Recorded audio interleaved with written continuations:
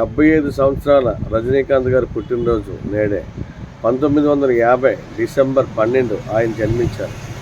ఆయనకి మంచితనం, వినయం అనేవి 2 లక్షణాలు విపరీతంగా ఉన్నాయి.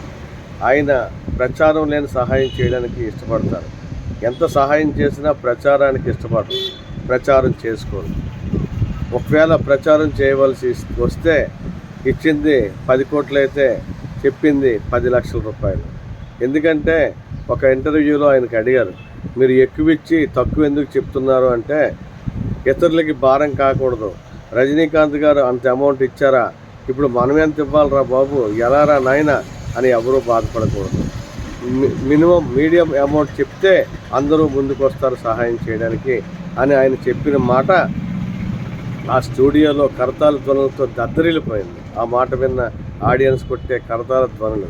అలాగే సేవా కార్యక్రమాలు కానీ, నీటిపారుదల, గ్రామాలకి నీటి సహాయం కానీ, నీటి వసతి కల్పించడంలో కానీ ముందుంటారు రజనీకాంత్ గారు. అలాగే ఆంధ్రాలో హుద్హుద్ తుఫాన్ టైంలో గవర్నమెంట్కి 5 లక్షల రూపాయలు చెక్ పంపించారు. అలాగే కేరళలో వరద బాధిత సహాయార్థం 15 లక్షల రూపాయలు చెక్ ఇచ్చారు. కోవిడ్ సమయంలో తమిళనాడు గవర్నమెంట్కి 50 లక్షలు చెక్ ఇచ్చారు. అలాగే ఫిల్మ్ ఇండస్ట్రీ కార్మికులకి 50 లక్షలు చెక్ ఇచ్చారు. ఇలా ఇవ్వడంలో ఆయన చేతికి ఎముకుండదు.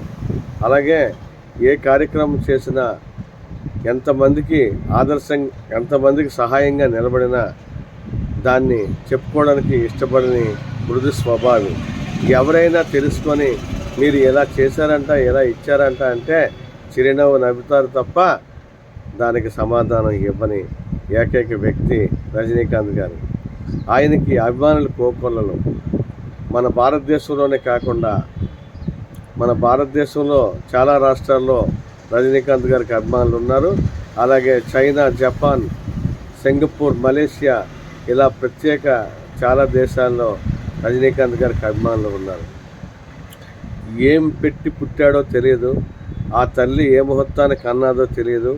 75 సంవత్సరాల్లో కూడా ఆడియన్సు, అభిమానులు, ప్రేక్షకులు ఆయనలో ఒక యువ హీరోనే చూడగలుగుతున్నారు తప్ప ముసలితనాన్ని చూడలేకపోతున్నారు. అంటే ఆయన ఏ జన్మలో ఎవరికి ఎలాంటి సహాయం చేశారో, ఏ దేవుడికి ఏ పూలతో పూజ చేశాడో తెలియదు. కానీ రజనీకాంత్ గారు చిరస్థాయిగా నిలిచిపోయే వ్యక్తి, ప్రజల నాలుకల మీద ప్రతిక్షణం ఉండే వ్యక్తి. ఆయన నిండు 100 ఏళ్ళు ఆరోగ్యాలతో బ్రతకాలని, జీవించాలని, ఇంకా ఎన్నో సినిమాలు తీసి మనల్ని అలరింప చేయాలని నేను కోరుకుంటున్నాను. Thank you.